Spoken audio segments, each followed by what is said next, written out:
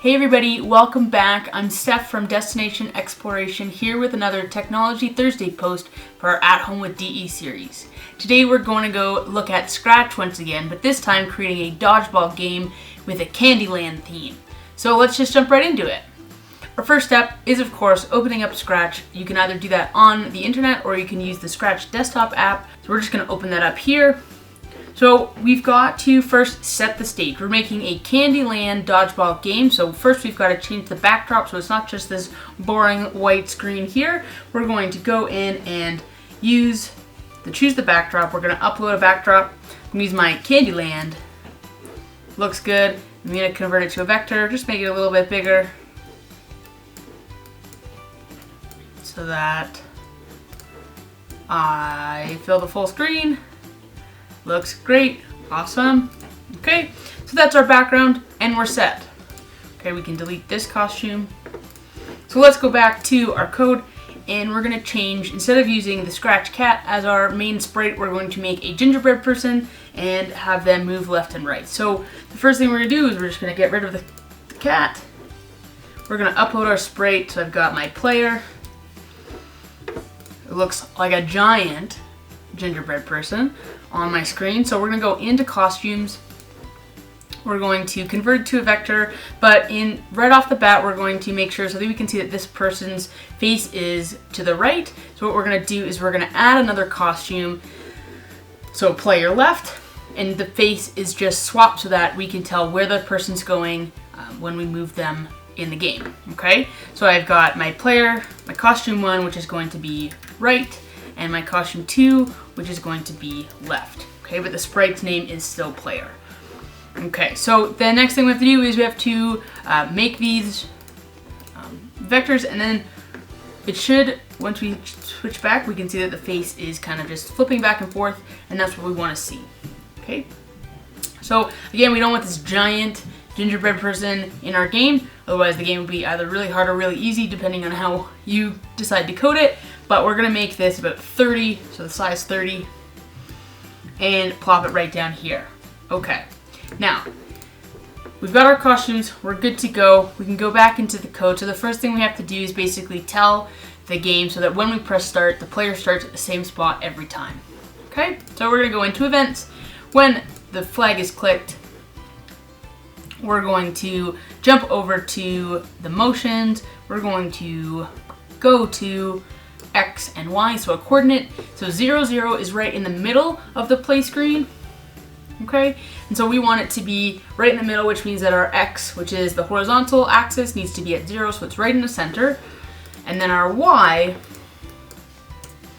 which is the vertical axis, again, 0 is in the middle, so we want to go negative 120, and that will bring us kind of right into the middle onto the sand, which is where we want it. And you can play around depending on what your background looks like, but this looks good for me. So you want it around the negative 120 position, okay? So we've got that. Now what we've got to do is we have to tell it, and it has to move when we press the arrow keys, because that's how our game is going to run, okay?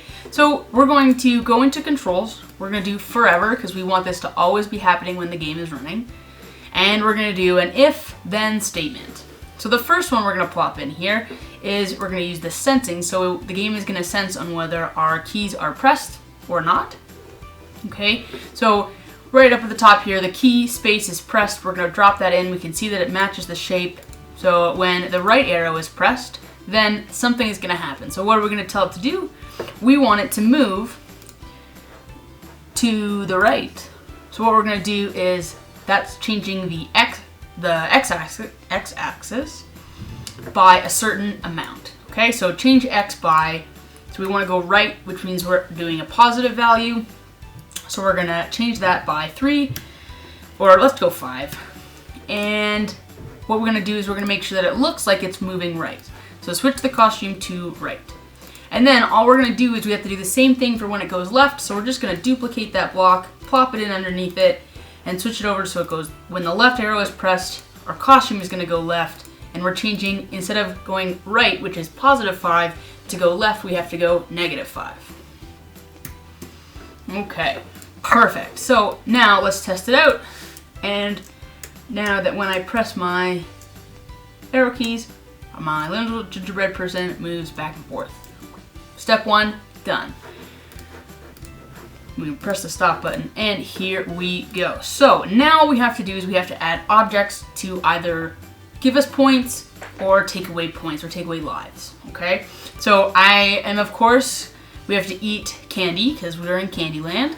So we're gonna add a sprite in here. I'm gonna upload a sprite. I'm gonna upload this green candy one. Again, it's massive. We're gonna go into costumes. Now, the opposite of candy is vegetables, even though everybody should love their vegetables. One of my favorite vegetables is broccoli. So one of my costumes for the candy is going to be a +1 for my score, and one of my costumes is going to be a -1 for a life. So it's a good and a bad for every one of my sprites, okay? So my candy costume, which is gonna be Candy 1, and what I'm gonna do is I'm gonna add another costume. So instead of making another sprite, which is on your right, you're gonna jump over to the left and you choose a costume, upload a costume, and I'm gonna make it broccoli. All right, so these are two obviously different sizes. So what we're gonna do is make them just a little smaller. So again, we can convert it to a vector, select it there, make it a little smaller, so it's a little bit more reasonable to play. We don't want it to be too much bigger than our person.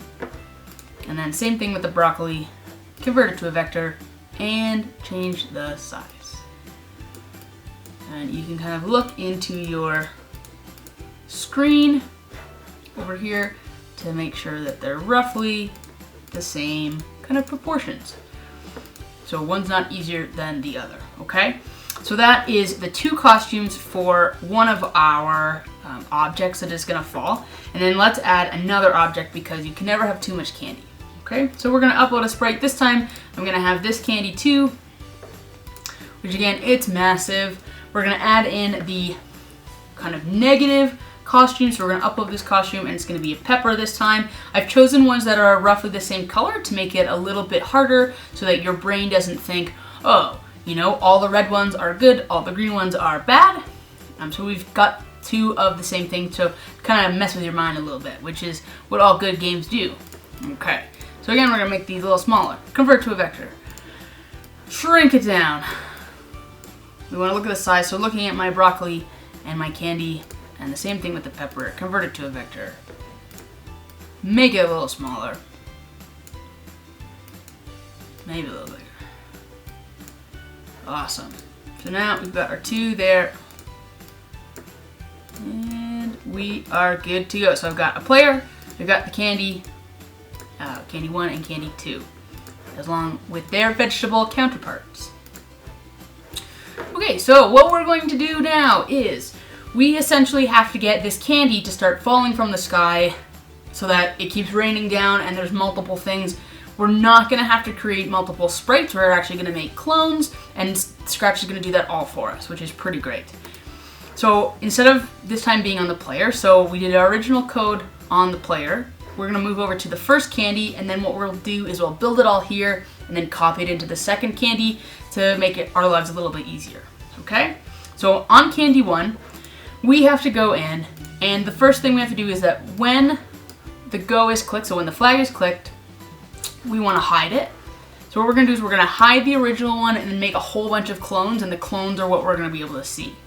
Okay, so we're going to click this and it's going to hide, and then what we're going to do is we're going to loop it forever.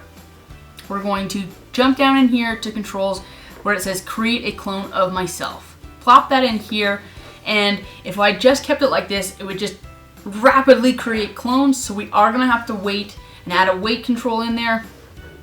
Just, again, to not overwhelm our gingerbread person. So we're gonna wait for 2 seconds, and you'll see why we're doing 2 seconds in a second.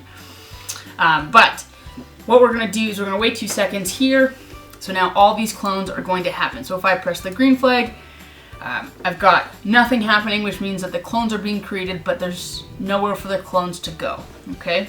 So when I start as a clone, which is just a different one, so instead of it being a yellow event, it's now a control. Okay, so when I start as a control, we're going to basically start it off at this top of the screen. So our motion, just like before when we put the gingerbread person in the middle, we're going to put these clones along the top line.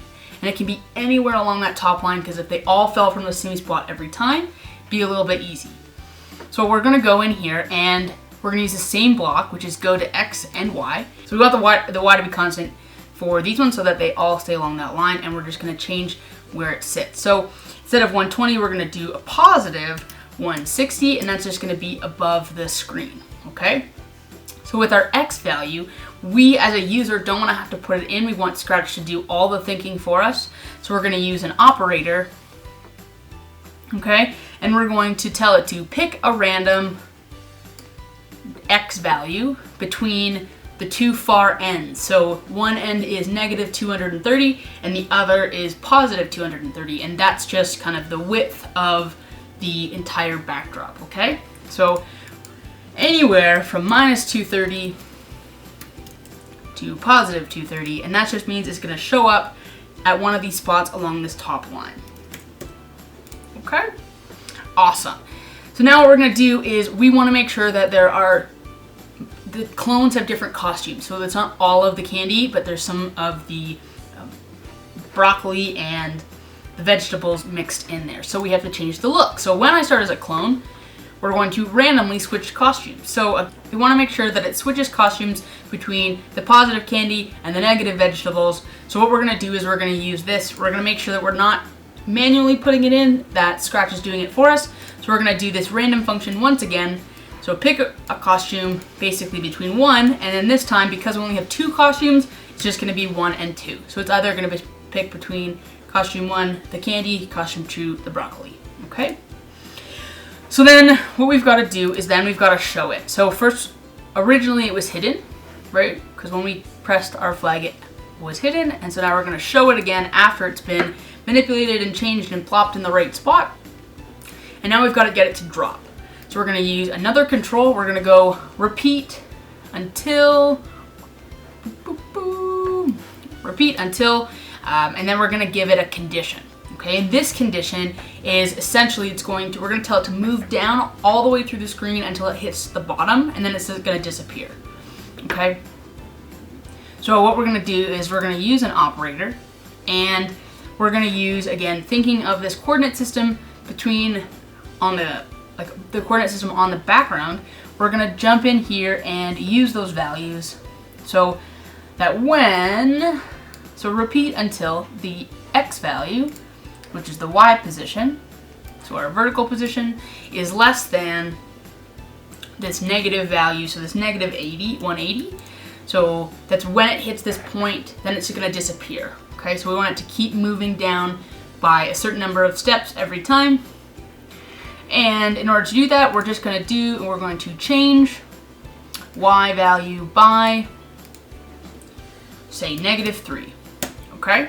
And what we're going to do is we're actually going to, once we get everything set up, we're going to change it so that we can have different levels, and so that speed drop is going to increase every, say, 25 seconds. Okay? But for now, we're just going to do this to show how it's working. Okay? So then we've got changing it, and it's dropping, and then we want to delete it because we don't want all these clones hanging around. So now when I press the green flag to test it out, my little candy should change, and every 2 seconds I'll get a broccoli or a candy falling from the sky. I can move my little gingerbread person around, but again, nothing happens when I run into these falling foods, okay? So we've got to do a little bit of work for that. So we'll press stop. We're going to take this, and because it's going to work with the same candy, we're just going to grab it, jump over here, plop it into candy 2. So we've got 1. We also do need to change it so that this one also goes over. So our 2 blocks and our 2 sprites have the same code blocks in there, okay? So now when I press go, both my things are flying from the sky. So what you can see is that they're both dropping at the same time, every 2 seconds. What we're going to do is for one of them, we're going to pause it for 1 second so that it drops in every other second, okay? So right now they're dropping and appearing at the same time. If I then go in, and now for candy 2, right now it's immediately cloning itself and waiting 2 seconds. If I tell it to wait for a second, and then do every 2 seconds, it means that it goes 1 second candy 1, 1 second candy 2, 1 second candy 1, 1 second candy 2. Okay, so all we're going to do is we're just going to jump up here, and we want it to happen before that loop happens, just to offset the initial cloning. So we want to wait 1 second, and then after that, every 2. So now when I press start, I should see them falling at different times at 1 second intervals, depending on the sprite. So there you go. So we've got those in there. Now let's make it so that they can interact with our player. So the first thing that we need to do is we have to deal with the clones, all of the clones that are happening here. So we're going to jump back to candy 1. We're going to, when I start as a clone, first we're going to loop it forever. It's always going to be happening. Okay? And what we have to do is we have to make 2 if statements. So we have to do an if statement for if the clone looks like broccoli, and we have to do an if statement if the clone looks like a piece of candy. Okay? Because they're going to cause 2 different effects when they hit the player. Okay? But what we'll do is we'll just do some copy and pasting. So let's build the first one. We're going to go an if-then statement. We're going to drop that in this big old forever loop. So we have 2 conditions. So if we have to make sure that it's the right costume, and then we have to check if it's hitting the player. So we have to have 2 different conditionals in this if statement, which you could do multiple if statements, but we're going to use the AND operator in here. So let's break it down. So the first condition that we have to have is that it's got to be the certain costume. So let's start with a candy. It's got to be the candy costume. So we're going to go looks, and we know that it's going to be if the costume, which is right down under here.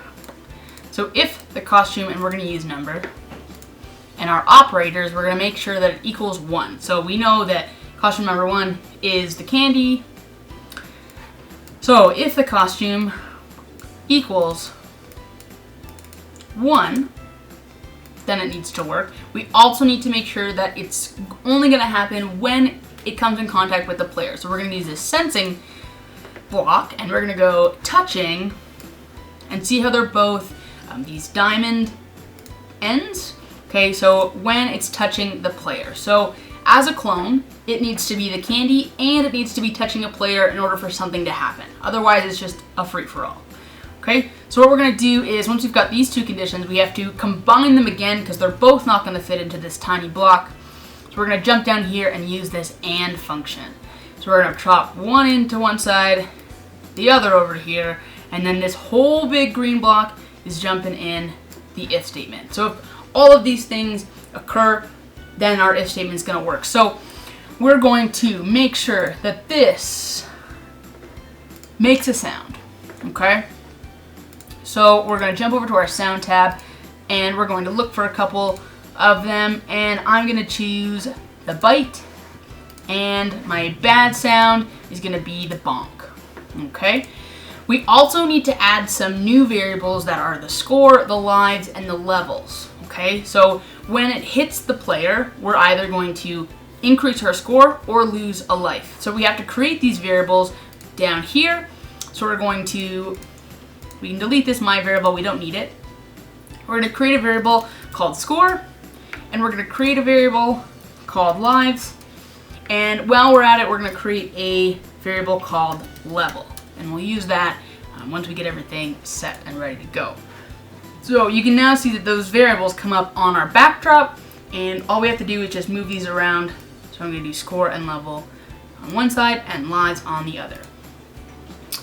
Okay, so now when our clone is a candy and it's touching player 1, we've got to change the score, because we've got to give ourselves a point. We're going to change our score by 1. We're going to make a sound, so play sound, and we're going to do bite because that's the positive, and then what we're going to do is we're going to hide it. So we don't want it to continue to drop, we want that clone to go away. We're going to go into controls, and into looks, and we're going to press hide. Okay, so again, all we're going to do is duplicate it, plop it down here, and this time we're going to make it so when the costume is number 2, which is our broccoli, and it's touching the player, our sound is going to be our bonk. We're not going to change the score this time, we're going to change the number of lives we have, and we're going to change it by -1, so we're going down. But this all isn't going to work until we set our score and our lives and our level at kind of the starting point. So what we're going to do is, instead of working just on our sprite, we're going to jump over to the backdrop, and you can see that we're on a clean slate here, and this is kind of what's going to happen throughout everything. So we're going to use events. When go is clicked, we're going to jump down to our variables. We're going to set our level, set our score, and set our lives to a certain number. So we'll start off with 3 lives. We will set our score to 0, and we'll set our level to 0. Okay? And then we should be good to go, which now means we can test it out. So we only have it in the broccoli rather than just the pepper. So let's just test it out and see if those ones work. So turn my sound on here. So you can see that nothing happens when I touch sprite number 2, but I get a bonk and my lives go down when I touch and the object disappears. Okay, so let's see if I can get one more point. But now I've got 0 lives and the game's still going. Not great. We gotta make sure that the game ends. We're gonna press stop, and so now what we've gotta do is, first we're gonna copy it over to the second candy. So we're gonna jump this over here, we're gonna grab this whole thing and plop it in over here. So when we're in candy 2, we should have all 3 of these blocks, except this time when I do it, the second variable, the second sprite, doesn't actually have any sounds. So we have to go in and add those sounds again. Just looking up, we're gonna add bite, and this is all we'll have to do. We don't have to reprogram or put it in anywhere else. Okay, so I've got my bite and my bonk and my costumes and my code. So it should now all work. And again, because we use player number or costume numbers, it's all going to work seamlessly. So again, let's test it out. And I'm gonna get some bonks. You can see that my score and everything is reset. There's a lot of vegetables. And all my sprites are disappearing when I eat them or get hit on the head. Okay. So what we're going to do now is we're going to make sure that our scores and our lives change. Okay? So our scores and our lives are changing when we hit this, but what happens when we hit 0 lives? So we're going to go back into the backdrop, and this time we're going to, on the events, we're going to, when the go is clicked, we're essentially going to tell the game to be like, you've hit no more lives, it's time for a game over screen. Okay? So we've got, when this is clicked, we are going to repeat forever. We're going to go if then this situation happens. So if, we're going to go down to our variables, if our lives and our operators, because we want to make sure that we're using a condition. So if our lives are less than 1, something's got to happen. Okay, because we can't go into negative lives. That's unrealistic. I mean, even more unrealistic than this Candyland game. But that's okay. So we've got our lives -1, and what we're going to do is we're going to do something called broadcast. And so we're going to make an event, and it's going to broadcast this message into Scratch wherever it's happening, and then we're going to use another sprite to basically end the game. Okay? So we're going to broadcast a new message and be like, too full, because you've had so much good vegetables. Okay, so we're going to go too full. So we're broadcasting too full, and we are good to go for that. We've got to hear that somehow. So what we're going to do is we're going to add a third sprite, or a fourth sprite here, and this time I'm just going to use paint. I'm going to create one. We're going to use a text. I'm going to make it white, and first I'm going to make a box like this. Maybe make that black, and then we're going to duplicate that and make this one red. This is just so it shows up on my background, because my background is very busy and very bright. Okay, so we're just gonna make this box kind of fit in there. Looks good, and then we'll add some text on top and we'll make it white so we can see it. And we're gonna say game over. And we'll make it a little bigger, because why not? Sweet. So now I have this sprite that is the game over sprite. Okay? And I'm gonna call this game over. So we're gonna go back into code. We're gonna jump over to our sprite number 2. We'll rename it to game over. And this time for the code here is that we do not want this to be on the screen when we first start the game. So when the go is clicked, we're going to immediately hide it. And we want it to show up when the game is over. So on the event is, so it's when I receive this broadcast. So it's a different one of our controllers again. So when I receive to full, I'm going to show. And then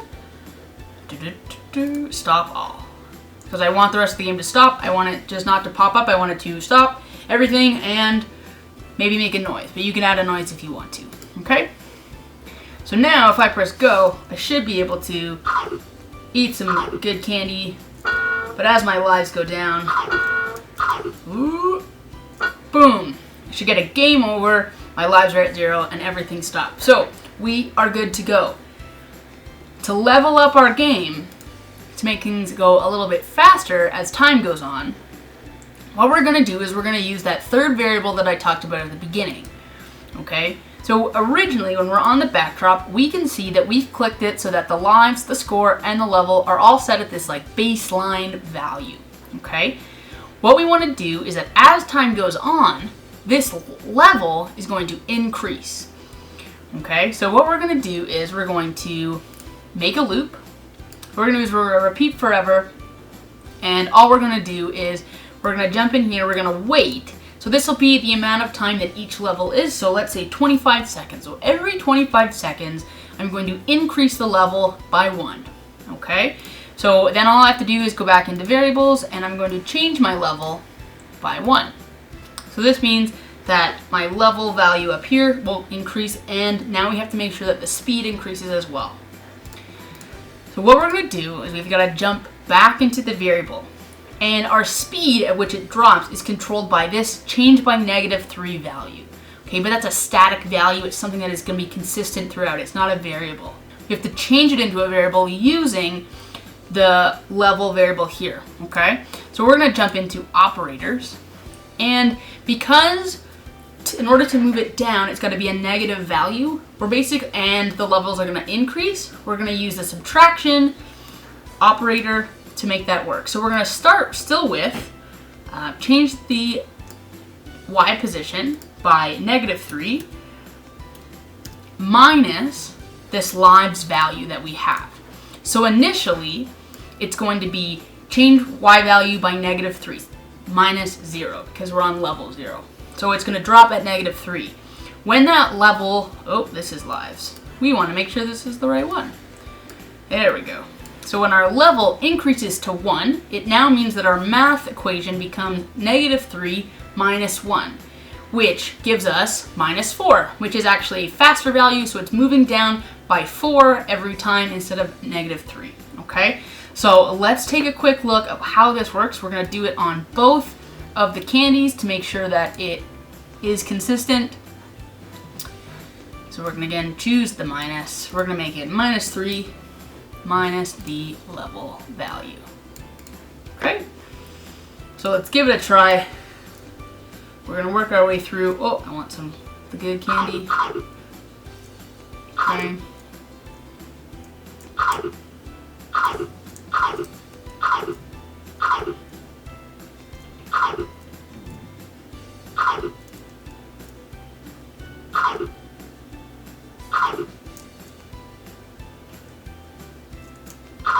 So now I'm on level 1 now, and you can see that my candy is moving just a little bit faster. It's a lot harder to get all the way over to each end and escape the falling.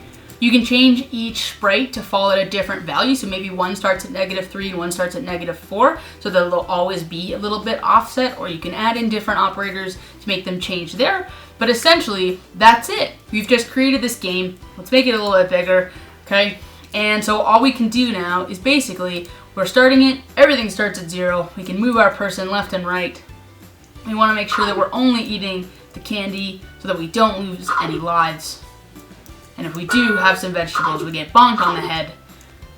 And we can go all the way until we had 0 lives, and it's now game over. And we've also got it so that it speeds up when our level increases every 25 seconds.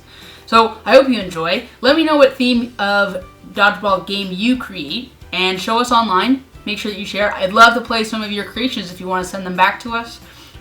But until next time, I hope you enjoyed, and we'll see you then.